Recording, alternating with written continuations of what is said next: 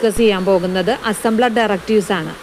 8086 assembler directives. Assembler directives എന്ന് പറഞ്ഞു കഴിഞ്ഞാൽ എന്താണെന്ന് ചോദിച്ചാൽ they are instructions to the assembler ആണ്. അതൊരിക്കലും ഒബ്ജക്റ്റ് കോഡ് ജനറേറ്റ് ചെയ്യുന്നില്ല. അത് അസംബ്ലറിനെ കൺട്രോൾ ചെയ്യാനുള്ള ഇൻസ്ട്രക്ഷൻസ് മാത്രമാണ്. അപ്പോൾ നമുക്ക് ആദ്യമായിട്ട് പറയാനുള്ള അസംബ്ലർ ഡയറക്റ്റീവ് എന്ന് പറയുന്നത് ഡിഫൈൻ ബൈറ്റ് ആണ്. ഡിഫൈൻ ബൈറ്റ് എന്താ ചെയ്യുന്നതെന്ന് വെച്ചാൽ മെമ്മറിയിൽ ബൈറ്റുകളായിട്ട് റിസർവ് ചെയ്യാൻ കപ്പാസിറ്റി ഉള്ള ഒരു അസംബ്ലർ ഡയറക്റ്റീവാണ് DB. എക്സാമ്പിൾ വാല്യൂ DB50H എന്ന് പറഞ്ഞു കഴിഞ്ഞാൽ വാല്യൂവിന് വേണ്ടിയിട്ട് ഒരു ബൈറ്റ് മെമ്മറിയിൽ റിസർവ് ചെയ്യും. അതിനകത്ത് ഉള്ള ഒരു ബൈറ്റ് റിസർവ് ചെയ്യും. അതിനകത്ത് ഇപ്പോൾ ഉള്ളത് 50H ആണ്. ഓക്കെ, ഇനി വാല്യൂ DB ക്വസ്റ്റ്യൻ മാർക്ക് എന്ന് കൊടുത്തു കഴിഞ്ഞാൽ വാല്യൂ ഒരു ബൈറ്റ് ടൈപ്പ് വേരിയബിൾ ആണ്. അതിപ്പോൾ അൺഇനിഷ്യലൈസ്ഡ് ആണെന്നാണ്. ഓക്കെ, ഇനി നമുക്ക് അപ്പോൾ അതിനൊരു ബൈറ്റല്ലേ ഉള്ളൂ. വേർഡ് വേണമെങ്കിൽ DW ഡിഫൈൻ വേർഡ് എന്നാണ്. DW ഡിഫൈൻ വേർഡ് എന്ന് വെച്ചാൽ ഇതിന് 16 ബിറ്റ് അലോക്കേറ്റ് ചെയ്യും. ബൈറ്റ് ആണെങ്കിൽ 8 ബിറ്റ് ആണെങ്കിൽ വേർഡ് ആണെങ്കിൽ 16 ബിറ്റ് അലോക്കേറ്റ് ചെയ്യും.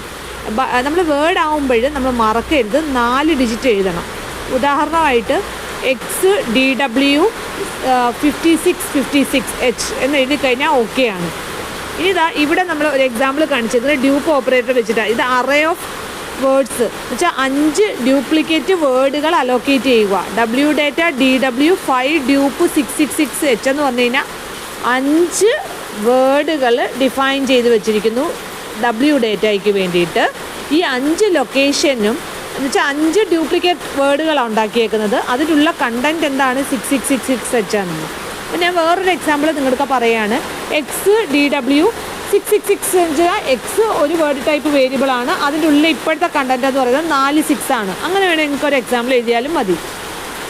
ഇനി അടുത്ത അസംബ്ലർ ഡയറക്റ്റീവാണ് കോഡ് വേർഡ്. കോഡ് വേർഡ് എന്ന് പറഞ്ഞു കഴിഞ്ഞാൽ എത്ര വേർഡാണ് റിസർവ് ചെയ്യേണ്ട? 4 വേർഡ് അല്ലെങ്കിൽ 8 ബൈറ്റ്. ഇനി ഡിഫൈൻ 10 ബൈറ്റ് അവൈലബിളാണ്. 10 ബൈറ്റ് എന്ന് പറഞ്ഞാൽ 10 ബൈറ്റ് ആയിരിക്കും ആ വേരിയബിളിന് വേണ്ടി മെമ്മറി അലോക്കേറ്റ് ചെയ്യുന്നത്. പിന്നെ നമ്മൾ പ്രോഗ്രാമിലൊക്കെ സ്ഥിരമായിട്ട് യൂസ് ചെയ്യുന്ന ഒരു ഡയറക്റ്റീവാണ് അസ്യൂം ഡയറക്റ്റീവ്. അസ്യൂം ഡയറക്റ്റീവ് എന്താണെന്ന് വെച്ചാൽ നമ്മൾ സെഗ്മെൻറ്റുകളെ ഡിഫൈൻ ചെയ്യുമ്പോൾ സെഗ്മെൻറ്റ് അസംബ്ലർ ഡയറക്റ്റീവ് ഉപയോഗിച്ചിട്ട് സെഗ്മെൻറ്റുകളെ ഡിഫൈൻ ചെയ്യുമ്പോൾ സെഗ്മെൻറ്റുകൾക്ക് പേരുകൾ കൊടുക്കുമല്ലോ. ആ സെഗ്മെൻറ്റുകളുടെ നെയിമുകളെ നമ്മുടെ സെഗ്മെൻറ്റ് രജിസ്റ്ററുമായിട്ട് അറ്റാച്ച് ചെയ്യാൻ വേണ്ടിയിട്ടാണ് നമ്മൾ അസ്യൂം ഡയറക്റ്റീവ് ഉപയോഗിക്കുന്നത്.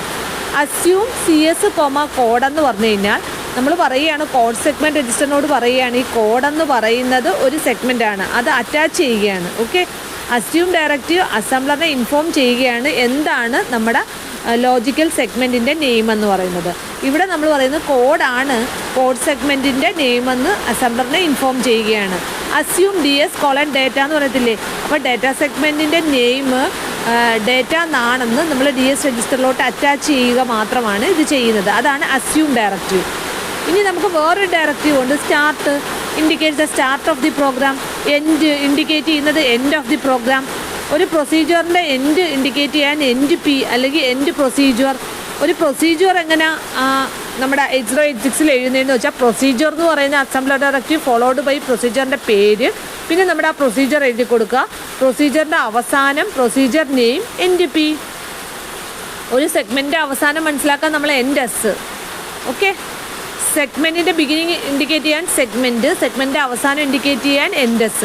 So these are some of the examples of assembler directives. Okay, അപ്പോൾ ഇത് മനസ്സിലായി എന്ന് വിചാരിക്കുന്നു. Thank you.